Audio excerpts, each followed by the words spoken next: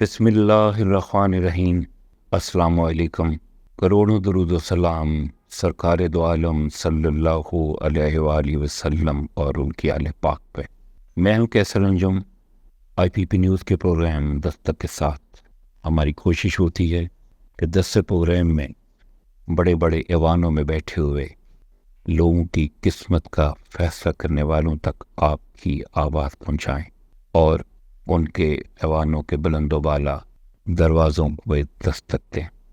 آج کا پروگرام بہت حساس ہے۔ پاکستان انتہائی تکلیف دہ اور نازک مراحل سے گزر رہا ہے۔ ایک طرف سیاسی صورتحال اور دوسری طرف پاکستان کی سرحد سے پار پاکستان میں دہشت گردی کا بازار گرم، پاکستانی فوج اور انتظامیہ برسر پیکار ہے۔ آج کا پروگرام گزشتہ چند دنوں میں ہونے والی دہشت گردی کے نتیجے میں شہادتوں کے بارے میں ہے، اور یہ دہشت گردی سرحد پار افغانستان سے ہو رہی ہے، اور وہاں رو کے وہ لوگ بیٹھے ہیں جو پاکستان کی سالمیت اور بقا کے لیے ہمیشہ خطرہ رہے ہیں۔ وہ چاہتے نہیں پاکستان میں امن قائم ہو۔ تو لیجیے آج اس حوالے سے رو کے بارے میں، یعنی ریسرچ اینڈ انالیسس ونگ، یہ بین الاقوامی دہشت گردی میں ان کا بہت رول ہے۔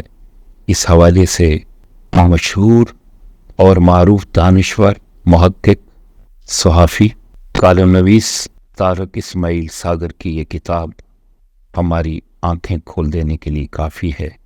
تو لیجیے اس حوالے سے ان کی کتاب کا ایک انتہائی اہم باب آپ کی سماعتوں کی نظر۔ پاکستانی سرحدوں کے ساتھ ساتھ بھارتی فوجی بظاہر سویلین بیس میں ترقیاتی کاموں میں مصروف دکھائی دیتے ہیں۔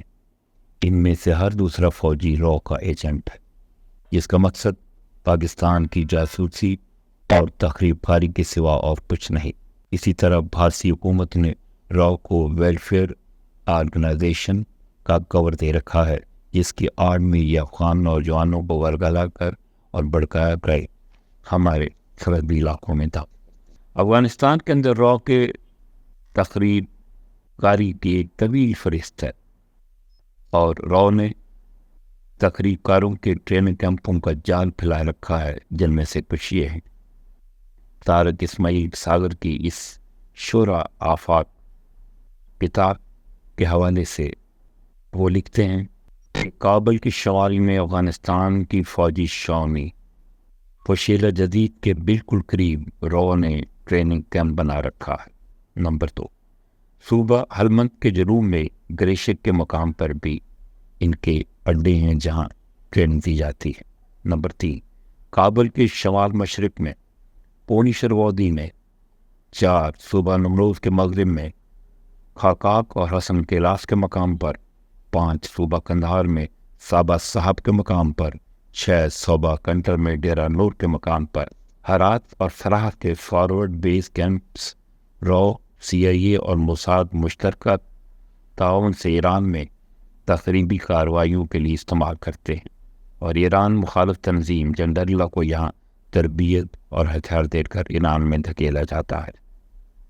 اس کتاب کے مطابق جنڈرلا کے دہشت گرد ایران سرحدی محافظوں پر گات لگا کر حملہ کرتے رہے اور فرار ہو کر واپس اپنے کیمپوں میں چھپ جاتے ہیں۔ سوات کا امن معاہدہ طے پانے کے بعد رو کی طرف سے اسے ختم کرنے کے لیے بڑا منظم اور تیز پروپیگنڈا کیا گیا۔ بدقسمتی سے بعض پاکستانی آزاد خیالی، خصوصاً این جی او سے وابستہ دانشور رو کی اس مہم کو تیزی سے آگے بڑھا رہے ہیں، اور انٹیلیجنس کی زبان میں رو کے کٹ آؤٹ کے کردار ادا کر رہے ہیں۔ یہ بات پائے ثبوت کو پہنچ چکی ہے کہ سوات کے شورش میں رو نے اہم رول ادا کیا۔ سوات سے باجوڑ تک ایسے درجنوں رو کے ایجنٹ سرگرم عمل ہیں جو بظاہر مذہبی، صحافتی، سماجی یا ہیومن رائٹس کا لبادہ اوڑے ہوئے ہیں، اور ایسے کئی ایجنٹ گرفتار بھی ہو چکے ہیں۔ اب چلتے ہیں ماضی میں۔ لاہور کے لبرٹی چوک میں سری لنکا کی ٹیم پر قاتلانہ حملہ کر کے راؤ نے اپنی دانش میں ممبئی کا بدلہ اتارنے کی پوری کوشش کی۔ حیرت ہے ابھی تک ہمارا خوف زدہ یا پھر خود کو ضرور سے زیادہ لبرل ثابت کرنے والا میڈیا کھل کر راؤ کا نام نہیں لے رہا، جبکہ اس طرف سچائی سے سب آگاہ ہیں۔ بھارت نے پہلے خود پاکستان آ کر کھیلنے سے انکار کیا، جس کے بعد سری لنکا کو روکا گیا اور بھارتی میڈیا دن رات یہ راگ الاپتا رہا کہ سری لنکا کی ٹیم پر قاتلانہ حملہ ہو سکتا ہے۔ جیسے یہ حملہ ہوا، بھارتی میڈیا نے فوراً اس کے ڈانڈے القاعدہ، طالبان اور لشکر طیبہ سے جوڑنے شروع کر دیے اور چیخ چیخ کر آسمان سر پر اٹھا لیا۔ طارق اسماعیل ساگر مزید لکھتے ہیں، یہ راؤ کا پرانا طریقہ واردات ہے۔ راؤ نے میڈیا کے ہتھیار کو پاکستان کے خلاف بہت کامیابی سے استعمال کیا ہے۔ دیکھ لیجئے، بھارت میں اگر معمولی سا حادثہ بھی ہو جائے تو ISI پر الزامات کی بوچھاڑ کی جاتی ہے۔ مقامی سیاستدانوں، بدماشوں، انڈر ورلڈ ڈرگ مافیا کی آپس کی لڑائیوں کا ذمہ دار ISI کو گردانا چاہتا ہے۔ راؤ اپنی صلاحیتوں کا نصف ISI کے خلاف پروپیگنڈے کی پھینٹ چڑھا دیتا ہے، لیکن کیا دشمنی کا طرز عمل ہی ایسا ہے؟ بس قسمتی سے اس سوال کے جواب نفی میں ہے، اور ہمارے ہاں بھی یہ کچھ ہو رہا ہے۔ اس ترک سچائی سے انکار ممکن نہیں۔ اللہ ہمارے وطن کو ان دہشت گردوں سے محفوظ رکھے، آمین۔